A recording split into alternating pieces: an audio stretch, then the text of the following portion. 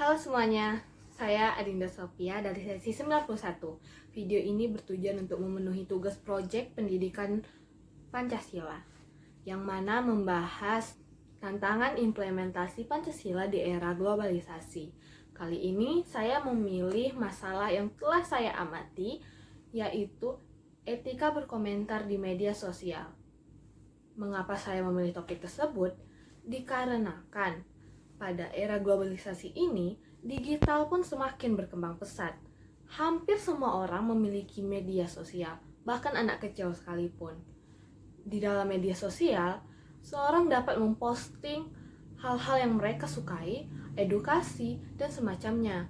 Lalu juga ada forum komentar yang diberikan oleh orang lain terhadap orang yang memposting tersebut. Nah, di forum komentar ini sering kita temukan berbagai macam komentar dari orang-orang lain yang bahkan mungkin tidak kenal kepada orang yang memposting postingan tersebut. Ada komentar positif yang mendukung dan ada komentar negatif. Di sini saya akan membahas komentar negatif yang mana tidak sesuai dengan etika dan tidak sesuai dengan nilai keberadaban yang ada di dalam Pancasila. Tentu saja, perkembangan internet dan media sosial mempermudah untuk berkomunikasi dan mengungkapkan pendapat kapan saja dan di mana saja. Namun sayangnya, kemudahan ini justru diiringi dengan kurangnya rasa kesadaran diri dan etika dalam berkomentar.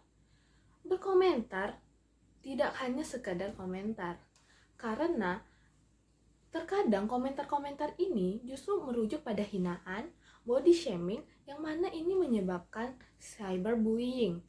Tentu saja hal ini tidak sesuai dengan Pancasila. Dan sayangnya hal ini semakin umum dan makin dinormalisasikan.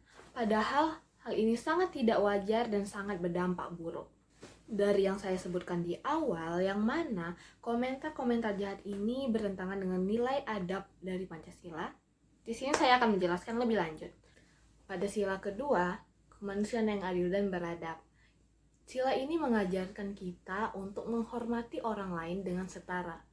Namun, pada komentar-komentar yang kurang beretika, justru membuat kita terlihat tidak menghormati orang lain. Lalu ada sila ketiga, Persatuan Indonesia.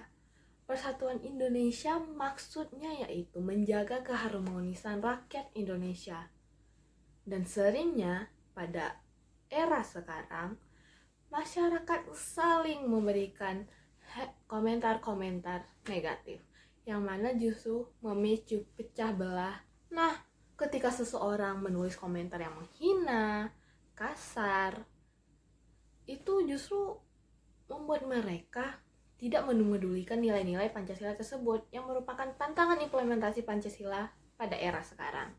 Kita akan ambil contohnya di media sosial yang bernama TikTok, yang mana hampir semua orang dalam kalangan umur apa saja memiliki akun dalam aplikasi TikTok tersebut. Ada beberapa video dan komentar yang saya temukan yang mengandung candaan berlebihan dan kata-kata tak pantas. Saya bersama narasumber yang pernah memberikan head comment di media sosial. Sebelumnya kakak pernah memberikan head comment dalam bentuk apa nih? Fisik. Gimana tuh bentuk head comment fisiknya? Kayak ngatain dia gendut, hitam, pendek, jerawatan gitu. Sampai sekarang masih sering menyebar head comment nggak? Udah nggak terlalu sesering dulu sih.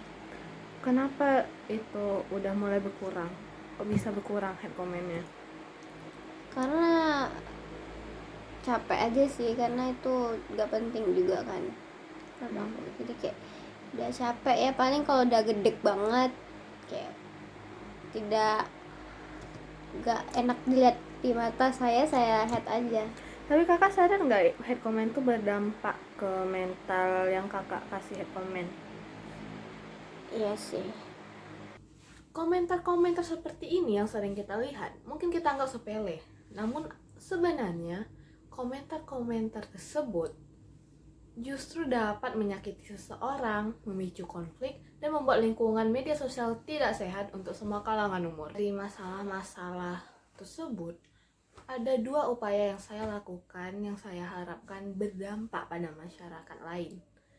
Yang pertama, saya membuat konten edukasi. Yang kedua, saya selalu memberikan komentar positif pada postingan orang lain.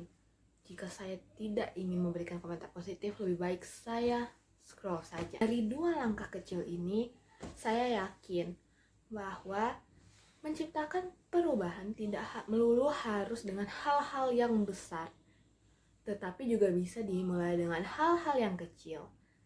Nah, dengan harapan hal-hal kecil tersebut mengubah kebiasaan kita menjadi lebih baik, yang mana lingkungan sekitar kita pun akan mengikuti sifat positif yang kita lakukan. Kesopanan digital bukan sesuatu yang harus ditunggu untuk dimulai oleh orang lain, melainkan ini merupakan tanggung jawab kita bersama. Media sosial memang bebas, tapi kebebasan itu harus selalu disertai dengan kehormatan dan kesopanan. Semoga apa yang telah saya lakukan bisa menginspirasi meskipun sedikit. Mari kita jaga ruang digital kita tetap manusiawi.